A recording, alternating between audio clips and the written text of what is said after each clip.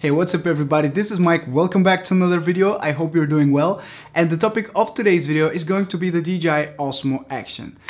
My favorite action camera just got a new firmware update, and it's a small update, but I think it's a very significant one as DJI has finally listened and has added a couple of new features that the users have been asking for. I want to keep this video short, so if you're only interested in what's new in this latest firmware update, I'll show you a screenshot showing you all of that information. But if you want to see those changes in action and how they work and what you can expect from them, then stick around and watch the video until the end. So first things first, we have the new Hyperlapse feature. This feature has been just added and has been so heavily requested by users of the Osmo Action. So very similarly to the DJI Osmo Pocket, we are now seeing this brand new feature called Hyperlapse being added to the Osmo Action.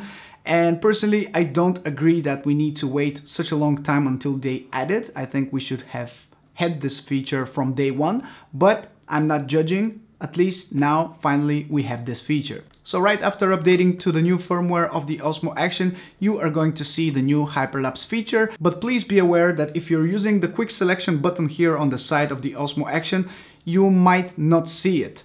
And if you don't, it's probably because you need to add it to your quick selection menu. Simply press on the quick selection button on the side of the Osmo Action, then press on the three little dots in the upper right corner, and then put a tick on the new Hyperlapse feature, and that way you will make it appear in your quick selection menu. When you enter the Hyperlapse mode, you can select your resolution and speed. For resolution, you can choose between 4K, 2.7K and 1080p, and for speed, you can select 30 times, 15 times and 10 times. Personally, I always select 15 times for my usual hyperlapses that I make, but if I plan to make a really long hyperlapse, then maybe I would suggest you to use 30 times. But keep in mind, you can always speed it up afterwards in post, and it's not that easy to slow it down, so I suggest you to use lower speeds, and if you're not happy with the final result, you can speed it up afterwards. One thing that I have to say is that I'm super impressed with the new Hyperlapse feature simply because I tested it in two different scenarios. In the first scenario, I used the Osmo Action in my car, I attached it to my windshield, and in the second scenario, I was using it handheld, or at least like this, with this little tripod. I was just carrying it like this in my hand, and I was walking super normally. I was not thinking about making stable shots and being stable with the camera. I was just moving normally as I usually do when I walk.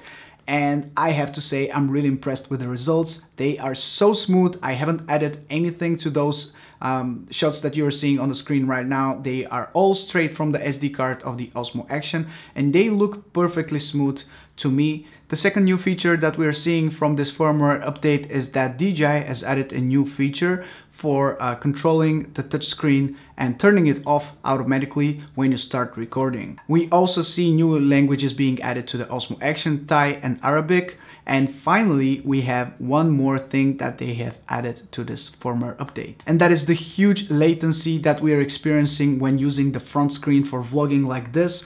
And the latency was so annoying. Sometimes you never really know if you're in the shot, if you are framing things properly. And now it should be much better. So I tested this new feature. Unfortunately, it's not for all resolutions. It's only for 2.7K and 1080p in 24, 25 and 30 frames per second. So it's not optimized for 4K recordings, and I think that's because the processor of the Osmo Action is not powerful enough to work with all of that data that you're recording.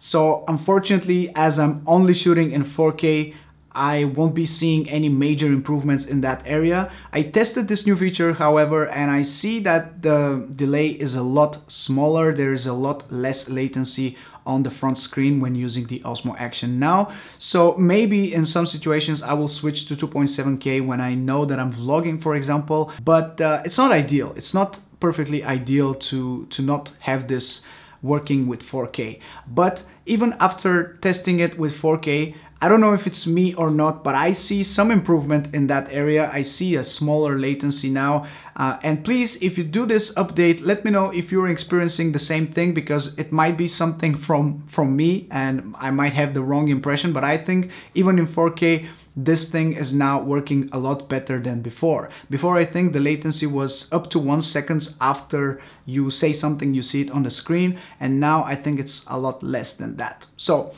All in all, I'm happy with that. I'm happy that DJI is addressing these issues that we're having with the camera and are adding new features, even though they should have been here from day one. But anyway, that's everything that I have for today's video. Thank you so much for watching.